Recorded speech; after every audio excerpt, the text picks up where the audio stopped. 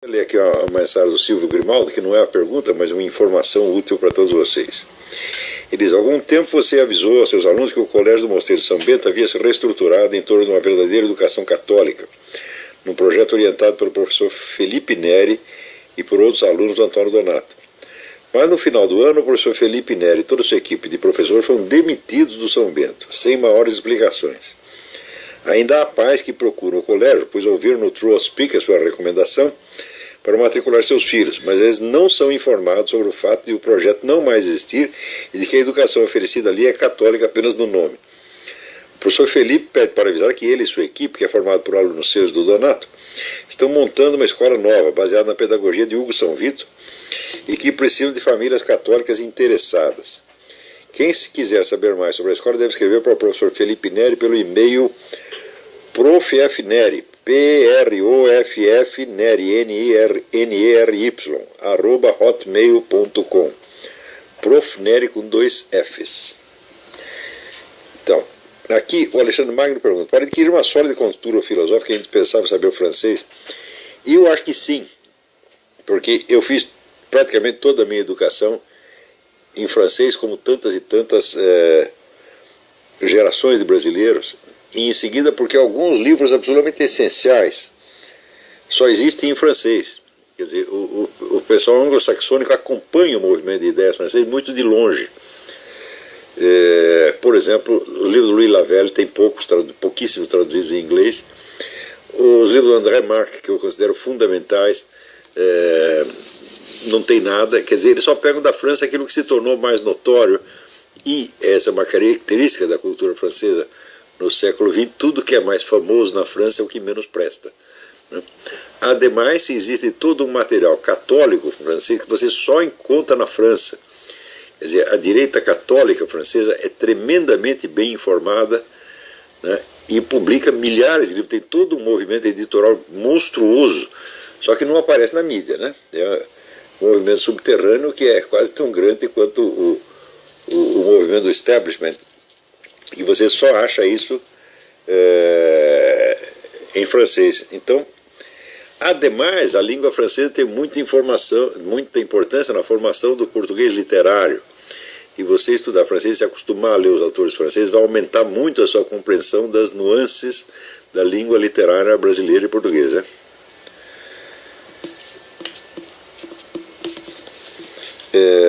O inglês é importante, como, vamos dizer, como fonte de informações, para você ter acesso a muitas traduções, mas o sujeito fazer a formação dele, principalmente em inglês, estraga a redação portuguesa dele para o resto da vida, né? Ele fica tentando imitar, né, escritores americanos, trejeitos americanos, fala: olha, o espírito da língua inglesa é muito diferente do português, tem muita coisa que é intraduzível, tá certo? E que você só vai curtir aquilo no inglês mesmo, e tentar copiar aquilo no português vai dar errado. Alexandre Araújo Fontainha pergunta: o senhor fala da preeminência do movimento comunista e dá a entender que o seu epicentro está em Moscou desde 1917. No entanto, não lhe parece que esse epicentro sempre esteve no eixo Londres-Nova York? Não é lá que se opera a famosa tesoura, aquela da estratégia das tesouras? Não é de lá que se instauraram os bolcheviques em Petrogrado e Woodrow Wilson em Washington em 1913? Como explicar também a quantidade de agentes comunistas dentro das instituições e órgãos de Estado dos Estados Unidos, se não pelo fato de que os seus enablers são os mesmos que financiaram o transporte de Trotsky e seus 200 e tantos revolucionários profissionais de Nova York para Petrogrado em março de 17, segundo Anthony Sutton? Não é justamente isso que nos conta Bella Dodd no seu clássico School of Darkness? Bom, muito bem, eu vou te responder aqui sumariamente. Eu acho que ainda está em Moscou por um motivo seguinte: é lá que está a KGB. E a KGB é a maior organização de todos os tipos que já existiram no mundo, né? Só para você ter ideia, nos anos 60 os arquivos da KGB tinham 8 bilhões de dossiês, né? Ou seja, tinha informação sobre o mundo. Quer dizer, se você não tem um lugar onde você concentra as informações, você não tem como comandar o processo, tá certo? Então, eu acho que a KGB ainda é o fator decisivo em tudo isso. O pessoal tem muita dificuldade de medir o alcance das ações da KGB, porque não tem sequer a medida do tamanho da coisa. Quer dizer, a KGB tinha, vou dizer, até nos anos 70, 80, tinha 500 mil funcionários. sem contar os agentes informais espalhados pelo mundo nas várias militâncias comunistas, que a qualquer momento o militante comunista podia ser chamado para trabalhar para a KGB. Então, tinha mais do que 5 milhões de agentes potenciais. É uma coisa é descomunal, não há nada que se compare com isso. Né? Então, outra coisa, em matéria de dinheiro, os recursos da KGB eram e são ilimitados e incontroláveis. Ninguém sabe onde termina o orçamento da KGB. Já não sabia no tempo do comunismo e agora continua não sabendo.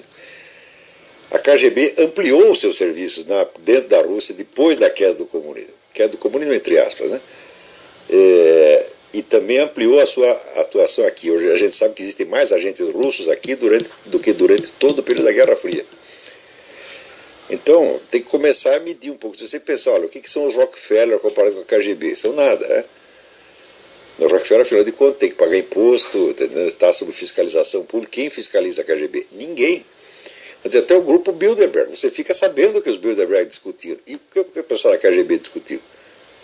De vez em quando escapa o sujeito de lá de dentro e conta alguma coisa, mas ninguém é obrigado a acreditar nele.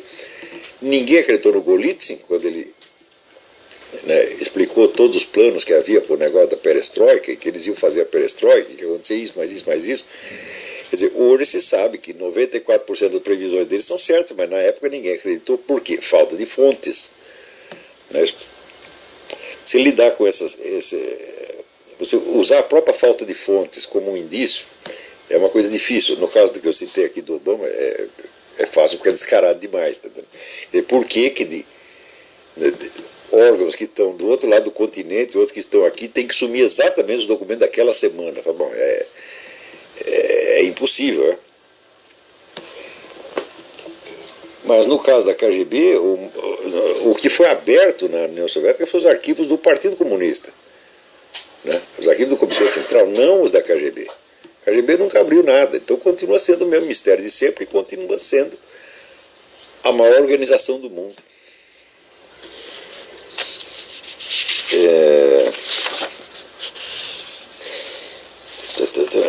Lucas Lacerda pergunta: existe outro material além da apostila O que é o Direito? Sobre o seu estudo do direito? Existe, mas eu não sei onde está. Devo ver se eu acho. Eu quero colocar isso online, mas eu não lembro. Eu dei muitas aulas a partir daquele estudo que é o direito. Eu dei outras também, que eu pretendia fazer uma série de pequenos estudos fenomenológicos do que é isso, o que é aquilo, o que é aquilo outro. O estudo sobre o que é o dinheiro, ele é a continuação direta do estudo que é o direito. Esse eu acho que até está em algum lugar, está online, talvez. Se não tiver, a gente vai pôr logo logo. Não. Nestor pergunta: sua análise do confronto da ciência positivista anglo-saxã com o movimento revolucionário tem enorme alcance explicativo para a compreensão do paradoxo das sucessivas derrotas dos Estados Unidos no campo cultural, mesmo com as vitórias no campo militar, econômico e tecnológico. Diante disso, como diria Lenin, que fazer? É fácil ceder à tentação de buscar uma alternativa igualmente revolucionária que dialeticamente só fortaleceria o movimento comunista. O que se pode fazer além de procurar entender a situação? O senhor vê chance para o surgimento de um movimento efetivamente antirrevolucionário nos Estados Unidos ou mesmo na Europa socialista? Eu vejo sim, eu acho que existem todos os elementos para se formar isso aí. Eu acho que um grande obstáculo, por exemplo, é a ausência de comunicação entre os conservadores americanos e franceses. Quer dizer, a direita francesa tem algumas tradições que são profundamente hostis ao pensamento americano, inclusive uma tradição anti-americana ela própria. E tem uma certa ala bastante forte antissemita. Isso é tremendamente antipático para os americanos. Mas vai ser preciso afastar esses problemas um por um, porque os franceses sabem o que está acontecendo, os americanos não. Os conservadores franceses são gente muito séria, muito estudiosa e que tem, vamos dizer, uma retaguarda de conhecimento de filosofia escolástica que os americanos não têm. Então eles têm um treino filosófico melhor que os americanos, eles não caem nessa pataquada de positivismo. Né? Veja, para quem tem uma boa formação clássica e escolástica, esses problemas da dialética marxista não são difíceis. Né? Quer dizer, se você estudou a dialética antiga de Aristóteles, você absorve a nova, absorve e transcende sem muita dificuldade, né? E a partir da formação positivista, não, aquilo é um bicho de sete cabeças, uma caixa preta. Né? Vamos dizer, a diferença de mentalidade é tanta que se torna quase incomunicável. Quer dizer, o sujeito que tem a formação positivista, ele precisaria recuar, fortalecer sua formação clássica, platônica, aristotélica, escolástica, para depois ele chegar no marxismo. Então, eu acho que, por exemplo, essa barreira tem que ser vencida. Agora, sempre que a gente vê isso é que nem eletricidade, né? Para funcionar precisa ter os dois polos, né? Então, eu lembro que no Brasil, por exemplo, 20 anos atrás, eu fiz um diagnóstico de que tudo dependia de você conseguir aproximar os liberais, que é sobretudo o pessoal assim, intelectuais e empresários, né? Uns quantos intelectuais acadêmicos, aproximar os liberais e os militares. Tudo depende disso. E eu fiz das tripas coração para criar uma ponte, um diálogo entre eles. Até que estava tudo indo muito bem quando o presidente do Instituto Liberal, o professor Og Leme, subiu no palanque do Fórum da Liberdade e disse que precisava fechar as Forças Armadas. Quer dizer, em 5 minutos ele destruiu um trabalho de muitos anos. E daí eu desisti, falei, não vai dar, eles querem morrer. Então, olha, eu lembro o seguinte, eu lembro que uma vez eu vi uma senhora, né, teve tipo um ataque epilético, caída no chão, né, na Vila Santo Amaro, e fui socorrê-la. Né. Ela entreabriu os olhos, viu a minha cara e começou a gritar, eu detesto o homem, e começou a me bater, né. Eu larguei ela, falei, então que se dane, pô. Eu falei, não dá para ajudar a senhora, eu vou ajudar, a senhora me bate. Esses caras liberais é a mesma coisa, falam, tentei ajudar, mas não vai dar, eles querem morrer, pô. Então, eu espero que no caso, vamos dizer, da direita americana e da francesa ainda seja possível o diálogo, porque tem uma fonte religiosa comum. Não é isso? E o entendimento de protestantes e católicos aqui nos Estados Unidos está indo cada vez melhor. Então, isso é possível. Mas eu acho que se houver alguma resistência, possibilidade de um movimento sério, vai ser de fonte religiosa, sem sombra de dúvida.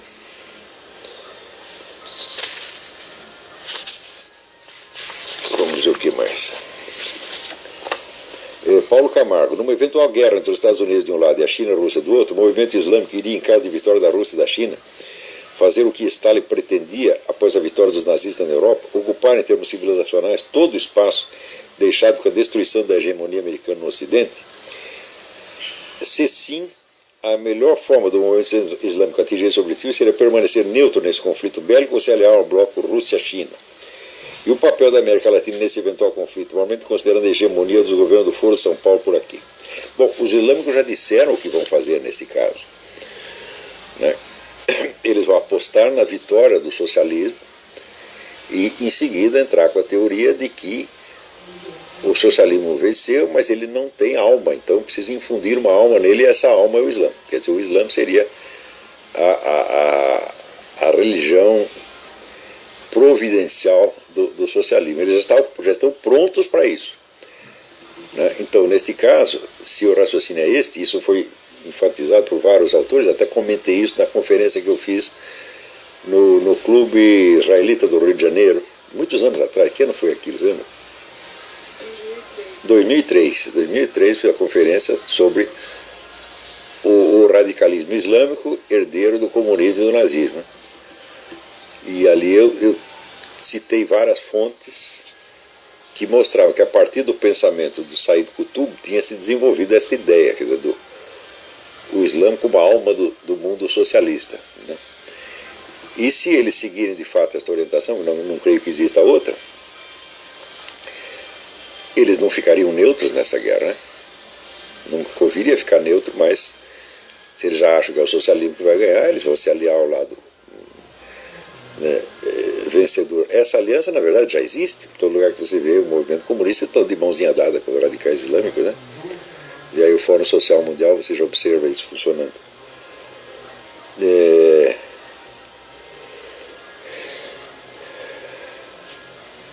Quanto ao papel da América Latina, eu prefiro deixar isso para depois. Isso aí é outro bicho de sete cabeças, precisaria mais tempo.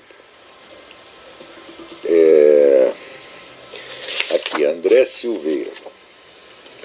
Sobre o pensamento dialético, pensando também na aplicação que a teoria crítica marxista faz daquele, no que se distingue esse pensamento artificioso das táticas políticas que surgem no século XIX e que são aproveitadas pelos revolucionários russos, tomando, por exemplo, a Ucrânia, a polícia secreta tsarista e seus métodos, o que distingue isso da simples artimanha política?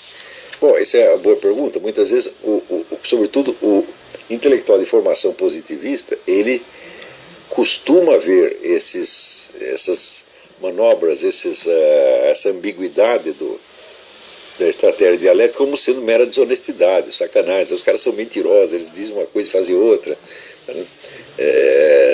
Ou como desonestidade ou como loucura, quer dizer, eles não têm coerência nas suas ações, etc. Mas tudo isso, evidentemente, é um preconceito. Você não pode esquecer, quer dizer, o marxismo vem de uma origem intelectual muito nobre, que é a filosofia de Hegel. Hegel não era nenhum cretino, embora fosse, no meu entender, um vigarista. Mas um vigarista de altíssimo nível, muito maior do que o Maquiavel. Então, quer dizer, eles estavam realmente procurando uma ciência do movimento, uma ciência da transformação político-social, tá certo? E não chegam a alcançá-la, tá certo? Sobretudo Karl Marx, porque parte de uma premissa materialista que é insustentável com o próprio marxismo. Quer dizer, tem lá suas limitações também. Mas que existe esse movimento dialético, esse jogo das tensões e contradições na história, essa é a coisa mais óbvia do mundo. Então, na verdade, se você pensar dialética já no tempo de Aristóteles, ela não era bem uma lógica, né? Eu já escrevi uma coisa sobre isso há muito tempo atrás. Ela é uma espécie de território intermediário entre a lógica e a psicologia. Quando Aristóteles define a dialética como uma lógica da descoberta. Ora, a descoberta não é um processo lógico, é um processo real, que acontece na mente dos seres humanos, né? Então, se você pretende acompanhar, vamos dizer, a lógica da descoberta, você vai ter que acompanhar todas as sinuosidades e os imprevistos da mente humana, tá certo? Felizmente, todo esse processo pode ser sempre reduzido, vamos dizer, a um mecanismo simples, que é o mecanismo de confronto de hipóteses. Tá certo? E Aristóteles desenvolve, então, a técnica para você trabalhar o confronto de hipóteses. Por exemplo, você levanta... Ele procedia muito da seguinte maneira: pegava todas as opiniões que os antecessores tinham enunciado sobre algum tópico, tá certo? E depois tratava de ver aonde essas opiniões versavam sobre a mesma coisa, quer dizer, fazer como se fosse a teoria dos conjuntos, não? Um conjunto tem interseção com o outro, tem união com o outro, e no fim aparecia um objeto mais ou menos na interseção das várias perspectivas, né? Então, esse objeto ele adquiria como que fosse um relevo, assim, terceira dimensão, que transcendia as várias perspectivas tomadas isoladamente.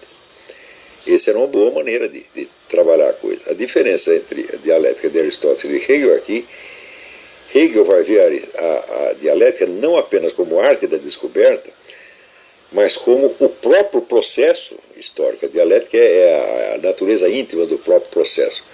Bom, até certo ponto, isto está certo, desde que você não tome a dialética também em sentido mecânico. Vai ter tese, antítese, síntese, sempre. Às vezes não tem síntese nenhuma, você entra na famosa dialética trágica, onde não tem, mas é uma oposição permanente, né?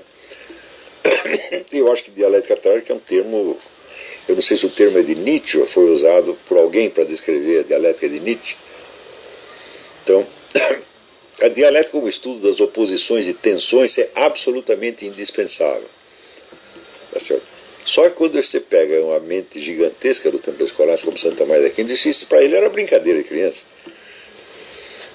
Então, se você tem uma boa formação escolástica e não é, vamos dizer, o típico escolástico brasileiro, que é um dogmático, que se você não é o Carlos Nogueira, se você não é o Silveirinha, né, que assim, pega lá o que São Tomás de Aquino disse e deduz logicamente daquilo.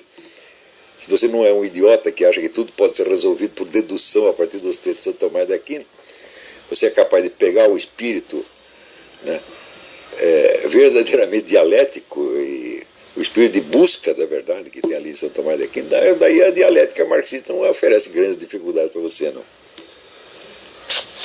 Mas ela não é, pode ter certeza, a dialética não é pura sacanagem.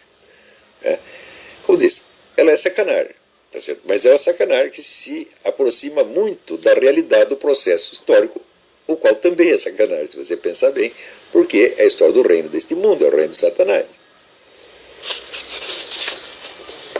José Correia de Mello. Da análise que o senhor vai fazer nas duas últimas aulas, tenho bem assentados alguns dados. Primeiro, o marxismo é infinitamente superior às demais linhas de investigação das ciências humanas hegemônicas como o positivismo sucessor.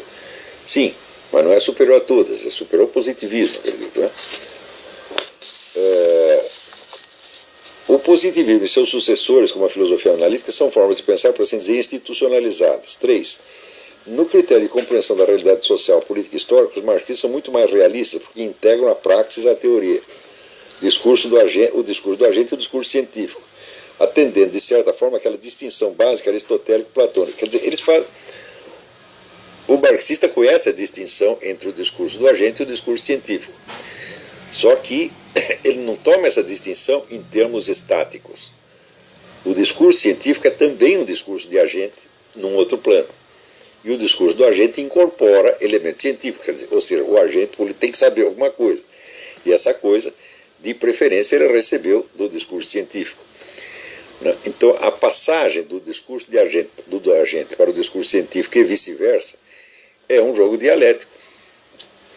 Isso quer dizer, em que medida a teoria é uma arma da prática, em que medida a prática é uma forma de teoria. E isso é uma coisa que o marxista tem muita prática disso. Só que, vamos dizer, você para pegar, vamos dizer, certo modo, a beleza da coisa, você precisa ter lido muito marxismo. Você acompanhar a discussão interna. Começa com o livro do Kolakowski, Main Currents of Marxism. É um baita de um livro, e acho que tem tradução no Brasil. E o Kolakowski entende este jogo dialético de uma maneira absolutamente maravilhosa. Ele não é um autor marxista, embora tenha sido no começo. É um cara altamente confiável, um autor anticomunista. Tá certo? E ele fez com o positivismo em escala menor o que ele fez com o marxismo no grande tratado principal do marxismo. 4. O marxismo vale-se, de certa forma, dessa hegemonia do positivismo que fornece, de um lado, uma falta de oposição estratégica ao marxismo. Uma batata que eles usam. Eles sabem como o positivista pensa. Então, falar mal do positivismo é uma das ocupações principais do marxista, pelo menos desde o tempo em que Lenin escreveu Marxismo e Empiriocriticismo. Empiriocriticismo é outro nome do positivismo, tá certo? Não que seja um grande livro, que Lenin faça uma análise, mas uma boa análise, mas dentro da corrente marxista existe gente filosoficamente muito mais qualificada do que Lenin para fazer isso, como o próprio Georg Lukács, ou o livro do Max Horkheimer, sobre, como é que chama, razão agora esqueci o nome do livro, mas é algo parecido com o título do Lukács, Destruição da Razão, e onde ele tem um estudo sobre a razão e senso de autopreservação, é uma crítica profundíssima ao pensamento positivista. Então, o problema aí todo esse confronto de guerra cultural é assim, é muito quem come quem. Quer dizer, o maior engole o menor. Quer dizer, aquele que tem a perspectiva mais abrangente, tem o controle do espaço aéreo mental, engole o outro. É ainda um negócio do Sun Tzu. Você tem que compreender o adversário melhor do que ele se compreende a si mesmo. E, nesse sentido, os marxistas têm dado um show. E diante disso, como fazer prevalecer retornar aos pressupostos da análise clássica, de tal forma que esta adquira maior credibilidade social e possa de alguma forma oferecer alguma resistência ao estado de coisa? Não é preciso fazer esforço nenhum, porque essa análise clássica, eu estou falando, a filosofia escolástica, se entendida, vamos dizer, na sua inspiração, se não entendida como um sistema filosófico, mas como um esforço de busca, tá certo? Ela já contém tudo isso dentro. Né? Agora, o que atrapalha é que onde os textos escolares eles são tão bem arrumadinhos, né, que a tentação de você tomá-los como guiamento doutrinal é quase irresistível. Então, quer dizer, aqui o magistério infalível.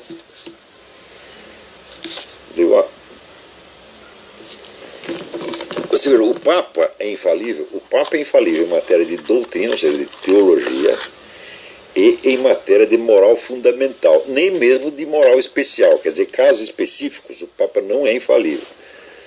Então, vamos dizer, os doutores da igreja também não são infalíveis em matérias específicas, tá certo?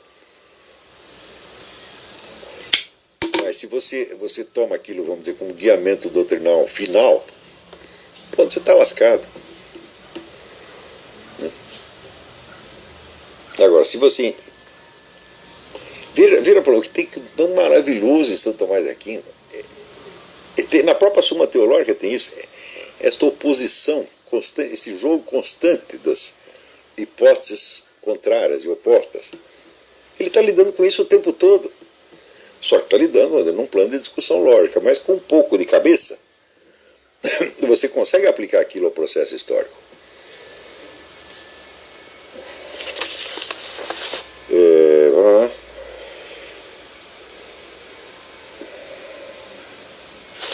Claro que no curso online de filosofia temos muitas respostas para isso, porém a preocupação básica da filosofia clássica, a sua atitude fundamental, é aquela da percepção da realidade e da verdade. Parece-me que isso faz toda a diferença. Isso porque os marxistas trabalham muito bem a dialética dentro de uma postura relativista e não sobem ou nem concebem uma subida maior no nível de obtenção da verdade, o que confere à visão clássica uma superioridade neste quesito. Como tirar proveito disso? E, bom, você não pode esquecer que essa superioridade não é só no nível teórico doutrinal. Não é só isso. Quer dizer, os marxistas, como se os marxistas ainda estivessem nadando numa mistura confusa de teoria e prática, e a filosofia clássica sobe a uma visão teórica mais abrangente e mais perfeita. Fala, isto não é bem assim, porque a filosofia clássica não é pura teoria. Ela é praxis também. É praxis da busca da sabedoria. Eu já expliquei isso anteriormente. Se você ouvir a minha gravação sobre o caso de Santo Anselmo, você vê qual é a diferença, por exemplo, na discussão do argumento de Santo Anselmo. E bom, ou você discute o argumento e você parte para a pura teoria, ou você tenta fazer o que Santo Anselmo recomendou, que é compreender o conceito. Como é a compreensão do conceito de Deus? Não é uma compreensão teórica, é uma compreensão prática, porque é a busca de você imaginar e conceber o que seriam as qualidades infinitas de Deus, como a bondade, a justiça, a onipotência, etc, etc. E isto é uma prática que você tem que fazer, senão você não entende. E esta prática vai modificar você. Na medida que ela modifica você, você começa a entender o conceito num outro plano. Você quer uma coisa, a própria noção de praxis. Você pegar o que é o cristianismo? É uma doutrina? Ou é uma prática? Ou é as duas coisas indissoluvelmente unidas? Entendeu? Então, quando você vai ver, todo o marxismo não é senão, vamos dizer, uma longínqua caricatura do que é a mensagem do nosso Senhor Jesus Cristo. Quer dizer, quando os escolásticos, Sala escolástico, não, Santo Agostinho, lançou a máxima, crede ut intelligas, intellige ut credas, crê para entenderes, e entende para creres. O crer, o que é? É uma atitude da vontade, é uma praxis, é uma prática. Quer dizer que a intelecção e a fé estão unidas. Então esse é o sentido de praxis. Ou seja, a verdade não chegará ao ser humano sob a forma doutrinal. Nunca. Por quê? É a coisa mais simples do mundo. O que Jesus Cristo disse? Eu sou o caminho, a verdade e a vida. Eu. É uma pessoa. A verdade é uma pessoa. A verdade não é uma doutrina. Então, conhecer a verdade, conhece-se a verdade como se conhece uma pessoa, não como se conhece uma teoria. E o que é isso? Conhecer a pessoa, o que é? Praxis. O que é praxis? Fusão indissolúvel do conhecimento teorético e da ação. Tá? Então, até semana que vem. Muito obrigado.